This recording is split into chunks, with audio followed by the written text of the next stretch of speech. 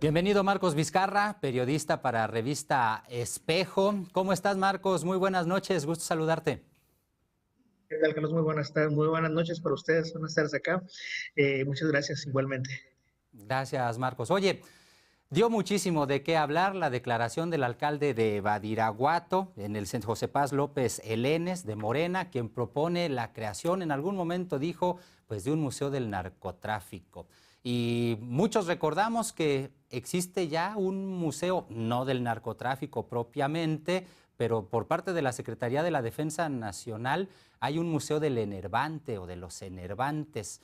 También sabemos que en algunos otros, bueno, aquí mismo está el Museo contra la Tortura, pero muchas personas han criticado sobremanera esa declaración del alcalde de Badiraguato, empezando por el propio gobernador Rubén Rocha Moya, cuando pareciera ser que la declaración se toma solo desde un ángulo, el hecho de que crear un museo en ese sentido, para lo único que serviría sería para hacer apología del delito.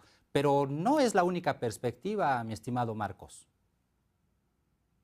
Bueno, tienes mucha razón, ¿no? Creo que se conjuntan una serie de factores. La primera es que ciertamente, primero, lo que dijiste es muy cierto, no, no sería el único museo ni en todo México, ni el primero. Incluso en Sinaloa, creo, y me atrevería a decir, no sería el único lugar similar donde se pueden ir a apreciar ciertas características de la narcocultura, ¿no? Estamos hablando que, por ejemplo, solamente en Culiacán se encuentra esta capilla de ese santo no reconocido por la Iglesia Católica, que es Malverde, ¿no? Está otro dedicado a la Santa Muerte, que no es tan popular fuera de Sinaloa, fuera de Culiacán, pero aquí en lo local sí lo es, sobre todo para esta narcocultura. Está también este lugar que es Jardines de Lumaya, es famoso por ser el panteón donde se encuentran estas tumbas que parecen fraccionamiento lujoso, que tiene sus aires acondicionados, que son puertas con maderas rústicas y todo esto, y adoquinado y demás, que parece, insisto, un fraccionamiento de lujo, al cual no más se puede entrar con un acceso restringido. Hay ese tipo de lugares que ya existen y que también tienen y cuentan ya con un turismo como tal, ¿no? Que atrae a muchas personas de otros países y eso no lo podemos negar. Eso existe, eso está.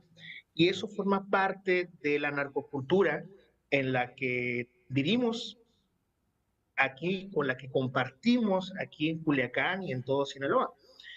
Eso no se puede negar, eso sí existe. Incluso es, eso es algo que entendemos todos en Sinaloa. Pero existe otro factor. Esta narcocultura nos ha golpeado bastante a los sinaloenses. Y cuando hablamos de que nos ha golpeado, tendríamos que tomar en cuenta todas esas estelas de dolor, todas esas Claro. estelas de sufrimiento, de crímenes, hablamos de desapariciones, de asesinatos, de desplazamiento forzado, y estamos hablando de miles y miles de personas. Solamente por desapariciones aquí en Sinaloa han ocurrido más de 11,000 desapariciones, por ejemplo. Por asesinatos, ni hablar, estamos hablando de muchísimas más, no más del doble de asesinatos por desplazamientos de personas. Solamente en los últimos 10 años estamos hablando de alrededor de unas 50,000 personas que han sido desplazadas de la sierra, todo por temas de violencia. Entonces, cuando vemos todo ese tipo de situaciones, realmente la narcocultura para nosotros se vuelve un asunto ofensivo. Entonces, si empezamos a encuadrar que esa narcocultura está siendo promovida por un actor de gobierno, como en este caso fue propuesta o puesta, vamos a decirlo así, puesta en la mesa por parte de un alcalde de un municipio que tiene una fama per se, porque han nacido ahí varios personajes, como varios de los que estamos viendo en pantalla, entre ellos Joaquín Guzmán Loera, el Chapo, Rafael Caro Quintero, la familia Beltrán Leiva, entre otros muchos más. Pues entonces lo único que podemos entender es que va a haber un rechazo rotundo de parte de un grueso de la población, ¿no? Claro. Entonces, viéndolo desde ese sentido, lo que se ha solicitado y socializado desde hace ya un tiempo para acá, sobre todo desde los colectivos de víctimas de personas desaparecidas, es que existan memoriales y museos, pero de las víctimas del narco, Claro. no en sí del narcotráfico, sino de las víctimas del narco. Es decir, de esos hombres y mujeres que fueron asesinados, que fueron desaparecidos y que no tienen una memoria. y que tampoco tienen justicia. Entonces, es justo esta discusión que se encuentra ahora mismo, ¿no? Es una discusión que está en lo local y sabemos que está en lo nacional, incluso internacional.